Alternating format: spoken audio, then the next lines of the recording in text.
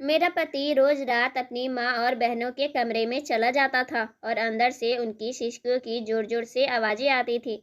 मैं पूरी रात उनका इंतजार करती थी, लेकिन जब वह सुबह कमरे से बाहर आता तो उसके पास बहुत सारे पैसे होते थे। यह कहानी है रश्मि की, एक साधारण सी लड़की। रश्मि 35 साल की थी, पढ़ी लिखी और दिल के साफ। उसने बीए किया था और गांव के स्कूल में बच्चों को पढ़ाने का सपना देखती थी। उसका चेहरा सादा था, लेकिन उसकी आंखों में एक चमक थी, उम्मीद की चमक, जो कहती थी कि वह जिंदगी से कभी हार नहीं मानेगी। लेकिन उसका रंग सांवला था, इतना सांवला कि लोग उसे देखते ही मुंह फेर लेते। समाज के लिए उसका रंग ही उसकी पहचान बन गया था। जब रश्मि 20 साल की थी, तब रिश्ते आने शुरू हुए। रामलाल और सरोज रश्मि के माता पिता हर रिश्ते को उम्मीद की नज़रों से देखते।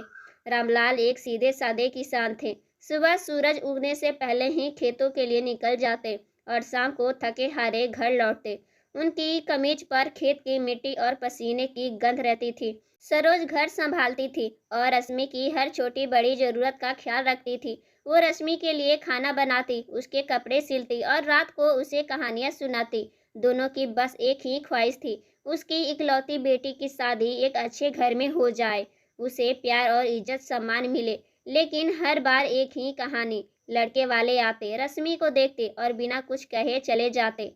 कुछ तो कहते कि लड़की तो अच्छी है, लेकिन हमारे बेटे के लिए गोरी बहू चाहिए। रश्मि हर बार अपने कमरे में चुपके से रोती। वो अपने छोटे से कमरे में, जहाँ एक पुराना आईना था, घंटों अपने चेहरे को देखती। वो सोचती, क्या मैं सचमुच इतनी बुरी हूँ? मेरा रंग ही मेरी जिंदगी का फैसला क्यों कर रहा है? लेकिन वह अपने माता पिता से कुछ ना कहती। वह उनकी परेशानियां देखकर चुप रहती। 25 की उम्र तक रश्मि के लिए रिश्ते आते रहे, लेकिन हर बार निराशा हाथ लगती। पड़ोस की औरतें सरोज को ताने मारती, बेटी की शादी कर दो, वरना बुढ़ापे में बोझ बन जाएगी। रश्मि को भी यह ताने सुनने पड़ते। कोई कहता, रश्मि अब गोरे चीटे राजकुमार का सपना छोड़ दे, तो कोई हंसकर कहता, अब तो किसी बूढ़े से ही काम चला ले। रश्मि का आत्मविश्वास टूटने लगा। वो अपने आप से सवाल करती, क्या मैं कभी किसी को पसंद आऊंगी? 30 की उम्र पार होते होते रिश्ते अब मुश्किल हो गए। अब ना तो कुंवारे लड़कों के रिश्ते आते, ना ही अच्छे परिवार से। कभी किसी तलाकशुदा का रिश्ता आता, जिसके पीछे कई संदिग्ध कहानियां होती। कभी 4-5 बच्चों के बाप, जो अपनी बीवी के मरने के बाद दूसरी शादी करना चाहता हो, तो कभी 60 साल के बूढ़ा, जो अपनी तीसरी शादी की तलाश में था। रामलाल और सरोज को यह रिश्ते मंजूर नहीं थे। वो कहते, हमारी बेटी बोझ नहीं, हम उसकी शादी तब तक नहीं करेंगे जब तक अच्छा रिश्ता ना मिले। लेकिन गांव वाले दबाव डालते, रश्मि की उम्र निकल रही है, अब तो जैसे भी रिश्ता आए कर दो, वरना बाद में पछताओगे। रश्मि 35 की हो गई। उसके चेहरे पे उम्र की हल्की लकीर दिखने लगी। अब लोग रामलाल को समझाने लगे, अब तो रश्मि की शादी कर दो, बाद में ऐसे रिश्ते भी नहीं मिलेंगे। रामलाल और सरोज रात रात भर जागते। वो मंदिर में जाकर माथा टेकते और भगवान से दुआ मांगते, हमारी बेटी को अच्छा घर मिले। लेकिन समय बीतता गया और उम्मीदें धुंधली पड़ने लगी। रश्मि भी थक चुकी थी। वह अपने माता पिता की परेशानियां देखकर तड़पती, लेकिन चुप रहती। उसे लगता, शायद मेरा नसीब ही ऐसा है। एक दिन रामलाल के पुराने जानकार श्यामलाल उसके घर आए। श्यामलाल शहर में रहते थे और छोटे मोटे बिजनेस करते थे। वो बोले, रामलाल, मेरे पास एक अच्छा रिश्ता है। लड़के का नाम है रमेश, उम्र 45 के आसपास, गोरी चिट्टी, स्मार्ट और अच्छा बिजनेसमैन है। उसकी पहली पत्नी मर चुकी है और उसकी 3 बच्चे हैं, 2 बेटियां और 1 बेटा। श्यामलाल ने रमेश की तस्वीर दिखाई। रमेश सचमुच जवान और हैंडसम लड़का था। उसकी मुस्कान में एक अजीब सी चमक थी और उसे देखकर किसी को नहीं लगता कि वह 3 जवान बच्चों का बाप है। उसकी आंखों में एक आत्मविश्वास था और उसके कपड़े महंगे लग रहे थे। श्यामलाल को रिश्ता पसंद आ गया। कुछ ही दिनों में रमेश के परिवार ने रश्मि को पसंद कर लिया। लेकिन एक अजीब बात थी, रमेश की माँ जो घर में थी, रश्मि को देखने नहीं आई, ना ही वह रश्मि की विदाई के लिए मायके गई। सारी बातें सिर्फ मर्दों के बीच हुई। श्यामलाल ने कहा, रमेश की माँ बूढ़ी है, वह ज्यादा बाहर नहीं निकलती। रामलाल और सरोज को यह बात खटकी, लेकिन वह चुप रहे। उन्हें डर था कि कहीं यह रिश्ता भी हाथ से न निकल जाए। रश्मि को भी यह बात अजीब लगी। उसने अपनी माँ से पूछा, रमेश की माँ मुझे देखने क्यों नहीं आई? सरोज ने सिर्फ इतना कहा, बेटी, वह बूढ़ी हो गई है, तू फिक्र मत कर। रश्मि ने माता पिता की खुशी के लिए हाँ कर दी, लेकिन उसे अंदर ही अंदर बेचैनी थी। शादी से 2 दिन पहले रश्मि ने देखा कि उसके माता पिता बहुत परेशान थे। सरोज उसे देखकर रो रही थी। वो बोली, बेटी ससुराल में हर हाल में गुजारा करना, अपने घर को जोड़े रखना। रश्मि समझ गई कि वह कुछ छुपा रही हैं। उसने पूछा, माँ क्या बात है, आप लोग इतने परेशान क्यों हैं? सरोज ने सिर्फ इतना कहा, बेटी तू बस खुश रह। रश्मि ने और सवाल नहीं किए। उसे लगा कि शायद माता पिता उसकी विदाई के दुख में रो रहे हैं। शादी सादगी से हो गई। रमेश और रश्मि ने शहर के एक छोटे से मंदिर में रस्में पूरी की। मंदिर पुराना था और वहां सिर्फ पुजारी और कुछ स्थानीय लोग थे। कोई बारात नहीं आई, ना ही रमेश के परिवार में कोई रिश्तेदार आए। विदाई के वक्त उसका पूरा परिवार फूट फूट के रोया। सरोज ने उसे गले लगाया और कहा, बेटी हमेशा हिम्मत रखना। रामलाल की आंखें नम थी, लेकिन वह चुप रहे। उसे लगा कि वह कुछ कहना चाहते हैं, लेकिन चुप रह गए। रमेश उसे अपनी कार में बैठाकर सीधे ससुराल ले गया। ससुराल एक पुरानी हवेली थी, जो शहर के एक पुराने मोहल्ले में थी। हवेली बड़ी थी, लेकिन उसमें एक अजीब सन्नाटा था। ऊंची दीवारें, पुराने झरोखे और टूटी फूटी खिड़कियां रश्मि को डरावनी लगी। हवेली का मुख्य दरवाजा भारी लकड़ी का था, जो खोलने पर चरमराहट की आवाज आ रहा था। अंदर का आंगन बड़ा था, लेकिन वहां धूल जमी थी, जैसे सालों से कोई मेहमान ना आए हो। हवेली के बाहर मोहल्ले की गलियां भरी थी और लोग रश्मि को अजीब नजरों से घूर रहे थे। कुछ औरतें आपस में फुसफुसा रही थी और रश्मि को देखकर रुक गई। रश्मि को बेचैनी हुई, लेकिन उसने सोचा शायद नई बहू को देखने की उत्सुकता है। ससुराल में रश्मि ने रमेश के बच्चों को देखा। दोनों बच्चियां संध्या और रानी 25 और 27 साल की थी। दोनों खूबसूरत थी, लेकिन उनके कपड़े चमकीले और उत्तेजित थे। संध्या ने लाल लिपस्टिक और भारी मेकअप किया था। उसकी आंखों में एक अजीब सी चमक थी, जो रश्मि को एहसास कर रही थी। रीना के कपड़े इतने टाइट थे कि रश्मि को अजीब लगा। बेटा राजू 30 साल का था। उसने कान में कुंडल पहना था और उसका रवैया गुंडों जैसा था। वह रश्मि को घूरता और एक अजीब सी मुस्कान देता। रश्मि की सास कमला मोटी भारी थी। उसके लाल होठ और पान खाने की आदत रश्मि को डरावनी लगी। कमला की आंखों में ऐसी थी जैसी वह रश्मि को भेद रही हो। कमला ने रश्मि को कहा, बेटी यह बच्चे बचपन में ही माँ के प्यार से वंचित रह गए। उनकी माँ उन्हें छोड़ के चली गई, तभी से मेरा बेटा परेशान है। अब तू इनकी माँ है। रश्मि को कमला की बात अच्छी लगी, लेकिन संध्या और रीना का उसे मम्मी कहना अजीब लगा। वो सोचती, यह जवान लड़कियां मुझे मम्मी क्यों कह रही हैं? उनकी उम्र तो मुझसे बस थोड़ी कम है।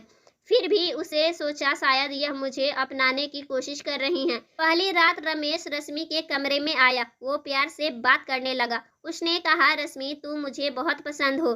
तू मेरे बच्चों और माँ का ख्याल रखना। रश्मि को रमेश पसंद आ गया। वह सोचने लगी, मेरा पति तो अच्छा है, मुझे दूसरों से क्या मतलब। लेकिन उसे एक बात खटक रही थी। रमेश 45 का था, लेकिन उसके बच्चे इतने जवान कैसे? संध्या 27 की थी और क्या रमेश ने 18 साल की उम्र में ही शादी की थी? रश्मि ने पूछा, आपके बच्चे इतने जवान हैं, लेकिन आप इतने फिट कैसे हैं? रमेश हंसने लगा। वो बोला, मैं जिम जाता हूँ, अपनी सेहत का ख्याल रखता हूँ, रोज सुबह दौड़ता हूँ और खाने में हेल्दी चीजें खाता हूँ। मैं तुम्हें भी जवान और खूबसूरत बना दूंगा। रश्मि उसकी बातों से इम्प्रेस हो गई। रमेश ने कहा, गोरा काला मायने नहीं रखता, तुम मुझे दिल से अच्छी लगती है। रश्मि का दिल पिघल गया। उसने सोचा शायद मेरा रंग यहाँ मायने नहीं रखता। रमेश ने कहा, मेरी पहली बीवी की मौत ने मुझे तोड़ दिया था। उन बच्चों को माँ की जरूरत थी। इनकी माँ बन जाओगी। रश्मि ने हाँ में सर हिला दिया। वो रात सपनों भरी थी और रश्मि को लगा कि शायद उसकी जिंदगी अब संवर जाएगी। अगली सुबह कमला रश्मि के लिए नाश्ता लेकर आई। ट्रे में पूरी सब्जी और चाय थी। रश्मि ने मना किया, माँ आप क्यों तकलीफ ले रही हैं? मैं किचन में चली जाऊंगी। लेकिन कमला बोली, नई बहू से इतनी जल्दी काम नहीं करवाते, तू आराम कर। रश्मि और रमेश ने साथ नाश्ता किया।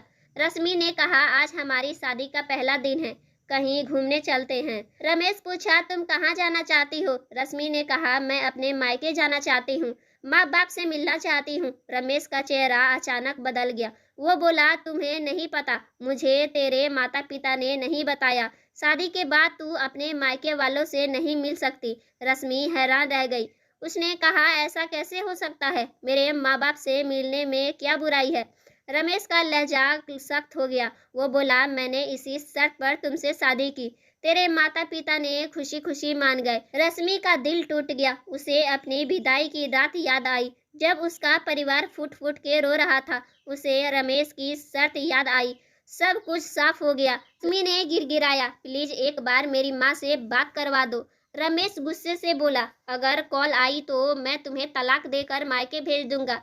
रश्मि डर गई। उसे लगा कि रमेश का यह रूप वो नहीं जो उसने तस्वीर में देखा था। रमेश ने कहा, इस घर में मेरी माँ, बेटी और बेटा है जो उसका ख्याल रखा। यही तो तुम्हारा फर्ज है। रश्मि रोते हुए अपने कमरे में चली गई। कमरा बड़ा था, लेकिन उसमें एक अजीब सी ठंडक थी। खिड़कियों से हवा की सनसनाहट आ रही थी और बाहर मोहल्ले की गलियों में कुत्ते के भौंकने की आवाज आ रही थी।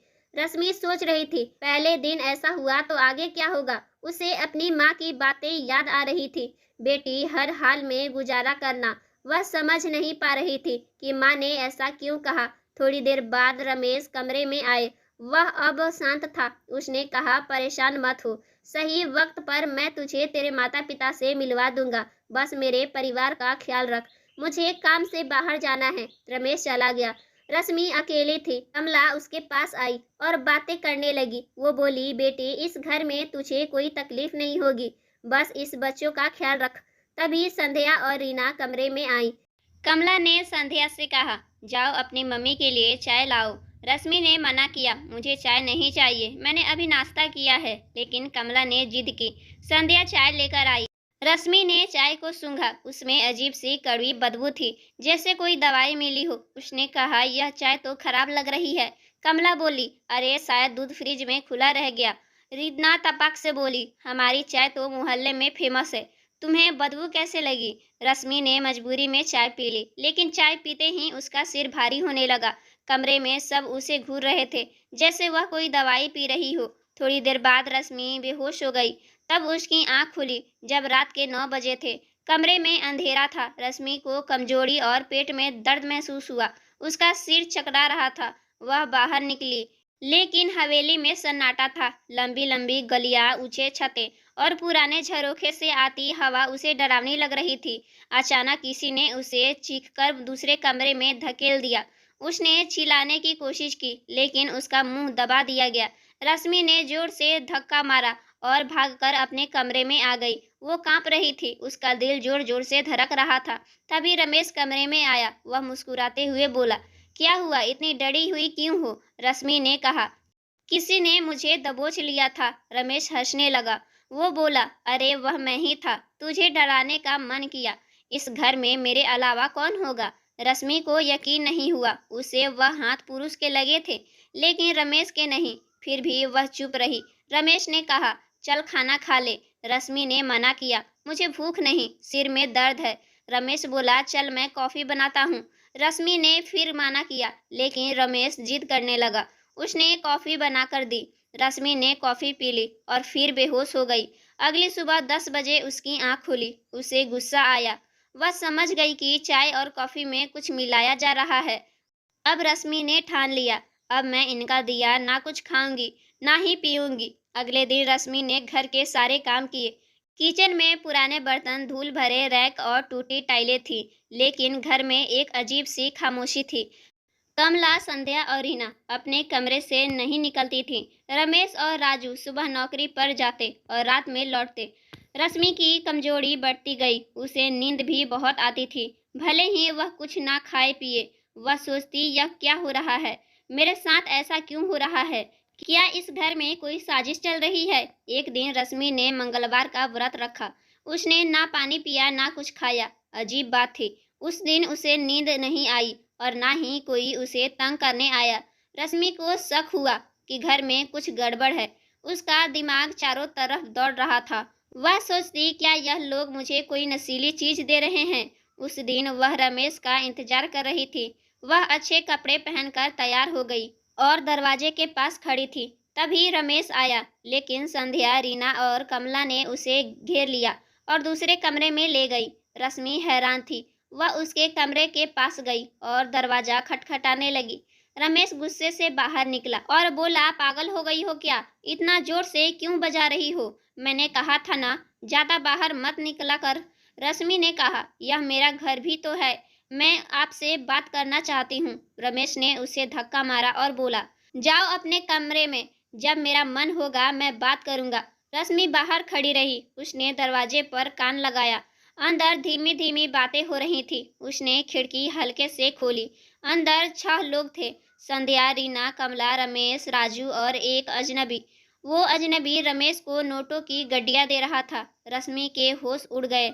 वह अपने कमरे में आई और सोचने लगी, यह क्या हो रहा है? यह अजनबी कौन था? रमेश को पैसे क्यों दे रहा था? रमेश बाद में कमरे में आया। उसके हाथ में कॉफी थी। वह बोला, पी ले, तेरा मूड ठीक हो जाएगा। रश्मि ने गुस्से से कहा, इस चाय कॉफी में क्या मिलाते हैं? मुझे बेहोश क्यों करना चाहते हैं? रमेश बोला, पागल हो गई है? मैं तेरी फिक्र करता हूँ। अब तू घर के काम संभालने लगी है। ज्यादा काम के वजह से तुझे उल्टे सीधे ख्याल आते हैं। रश्मि ने डर के मारे कॉफी पी ली। उसकी आंखें फिर लग गई। सुबह उसकी हालत खराब थी। कमला ने कहा, अब तू ही इस घर की जिम्मेदारी संभाल। रश्मि ने काम शुरू किया, लेकिन संध्या और रीना कोई काम नहीं करती थी। कमला पान खाती और रश्मि को घूरती। रश्मि को कमला शुरू से ही अजीब लगती थी। उसकी आंखों में एक डरावनी चमक थी, जैसे वह कोई रहस्य छुपा रही हो। एक दिन रश्मि कपड़े धो रही थी। उसने देखा कि राजू उसे अजीब नजरों से घूर रहा है। वो पास आया और रश्मि के कमर पे हाथ रखने की कोशिश की। रश्मि डर गई। उसने डांटा, यह क्या कर रहे हो? राजू घबराकर बोला, मम्मी मुझे पानी चाहिए था। वो भाग गया। रश्मि का शरीर कांप रहा था। उसे लगा कि इस घर का माहौल कुछ ठीक नहीं। संध्या और रीना भी अजीब कपड़े पहनती थीं, चमकीले, उत्तेजित जैसे वह कोई मॉडर्न हो। एक दिन दूध वाला आया। रश्मि दूध लेने गई तो मोहल्ले की औरतें उसे घूरने लगी। एक औरत बोली, तुम इस घर की नई बहू हो, न जाने कितनी बहुएं यहाँ आ चुकी हैं। रश्मि कुछ पूछे तभी कमला ने उसे अंदर खींच लिया। कमला गुस्से में बोली, मोहल्ले की औरतों से बात करने की जरूरत नहीं। रमेश को पता चला तो तेरा बुरा हाल होगा। रश्मि को शक गहरा हो गया। उसे मोहल्ले की औरतों की बात याद आई। उसने ठान लिया कि वह सच्चाई जानकर रहेगी। एक दिन जब घर के सारे लोग सो रहे थे, रश्मि छत पे गई। उसने सामने वाली छत पे पत्थर फेंके ताकि कोई बाहर आए। वह पड़ोस शांति खिड़की पर आई। रश्मि ने उसे आवाज दी और छत पे बुलाया। शांति अपनी छत पे आई। रश्मि ने कहा, आप लोग मुझे गले में देखकर क्या कह रहे थे इस घर के बारे में? सब बताइए, मैं यहाँ बहुत परेशान हूँ। शांति ने डरते हुए कहा, मेरा नाम मत लेना, यह घर कोई ससुराल नहीं, एक कोठा है। रमेश, कमला, संध्या और रीना गैंग चलाते हैं। वह लड़कियों को शादी के बहाने लाते हैं, बेहोश करते हैं और उनकी इज्जत बेचते हैं। राजू कमला का बेटा है, जो लड़कियों पर नजर रखता है। रश्मि के पैरों तले जमीन खिसक गई। शांति ने कहा, हमने कई बार पुलिस में शिकायत की, लेकिन यह लोग पैसा देकर बच जाते हैं। तुम जल्दी भाग जाओ, वरना यह तुम्हें बर्बाद कर देंगे। रश्मि के होश उड़ गए। उसे समझ आया कि चाय कॉफी में नशीली दवाइयाँ मिलाई जाती थीं। उसे अपनी विदाई की रात याद आई, जब उसका परिवार रो रहा था। उसे रमेश की शर्त याद आई। सब कुछ साफ हो गया। रश्मि ने ठान लिया कि वह इस जाल से निकलेगी। उसे रमेश का फोन चुराया और पुलिस को कॉल की। उसने सारी बात बताई और कहा, आप रात 10 बजे के बाद आइए, मैं उन्हें रंगे हाथों पकड़वाऊंगी। अगली रात रमेश ने फिर कॉफी दी। रश्मि ने नाटक किया कि उसने कॉफी पी ली, लेकिन उसने खिड़की से फेंक दी। वह सोने की एक्टिंग करने लगी। रात 10 बजे रमेश आया। उसने एक अजनबी को रश्मि के कमरे में भेजा। जैसे ही अजनबी ने रश्मि को छुआ, पुलिस ने छापा मारा। सायरन की आवाज से हवेली गूंज उठी। पुलिस ने अजनबी को पकड़ लिया। उसने कबूल किया कि उसने रमेश को पैसे दिए थे। मोहल्ले वालों ने भी गवाही दी कि यह गैंग सालों से लड़कियों को फंसाता है। रमेश, कमला, संध्या, रीना और राजू गिरफ्तार हो गए। रश्मि अपने माता पिता के पास लौट गई। रामलाल और सरोज शर्मिंदगी से बोले, मुझे शक था, लेकिन हमें नहीं पता था कि वह इतने गिरे हुए हैं। रश्मि ने कहा, आपने मेरी भलाई चाही, अब मुझे शादी पर भरोसा नहीं। आज रश्मि 40 की है। उसने शादी नहीं की। वह गांव के स्कूल में पढ़ाती है। अपने बूढ़े माँ बाप की सेवा करती है और आत्मनिर्भर है। वह कहती है कि उस घिनौने जिंदगी से बेहतर मेरी यह आज़ादी है। मैं अपनी मर्जी से जी रही हूँ। दोस्तों, अगर यह कहानी आपके दिल को छू गई तो वीडियो को लाइक करें और चैनल को सब्सक्राइब जरूर करें।